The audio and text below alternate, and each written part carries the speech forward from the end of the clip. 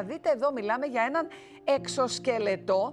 Θα αφήσω να μας πούν περισσότερες λεπτομέρειες για το πώς έφτασαν σε αυτή την κατασκευή και ποιος μπορεί να βοηθήσει. Φράσο. Η ομάδα πειραματίζεται, εξελίσσει τον εξωσκελετό και πάμε να τους συναντήσουμε. Ξεκινήσουμε με τον αρχηγό της ομάδας. Γεια σας. Ευχαριστούμε λοιπόν που μας δεχτήκατε στο εργαστήριό σας. Χρήστος Μπελογιάννης, ο υπεύθυνος της ομάδας, και πάμε να δούμε το τι έχει αλλάξει και ποια ακόμα κομμάτια βελτιώνεται. Καταρχάς να σας ευχαριστήσουμε πολύ για την πρόσκληση.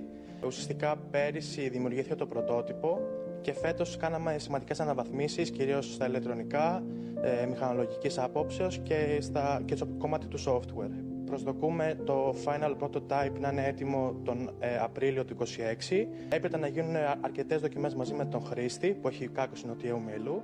Σε ποιες περιπτώσεις μπορεί να βοηθήσει αυτός ο εξωσκελετός και ουσιαστικά τι δυνατότητες δίνει στον χρήστη? Το πρώτο πράγμα που μετά μας είπε είναι ότι ένιωσε ένα αίσθημα αυτονομίας, δηλαδή αυτό θέλουμε να περάσουμε κι εμείς. Αυτό είναι πολύ σημαντικό. Η αυτοεξυπηρέτηση είναι, ναι. Αφού έχουμε φτάσει σε ένα καλό επίπεδο στον εξωσκελετό, αποφασίσαμε να φτιάξουμε και άλλα πράγματα, τα οποία θα συνδέουμε ένα σκουφάκι, το οποίο θα συνδέει τη σκέψη του ανθρώπου με την κίνηση. Οπότε θα σκέφτεται να κουνάει το δεξί ή το αριστερό του πόδι και θα μοντελοποιούμε την κίνηση στον εξωσκελετό απευθείας. Μπράβο στα παιδιά, μπράβο στους καθηγητές.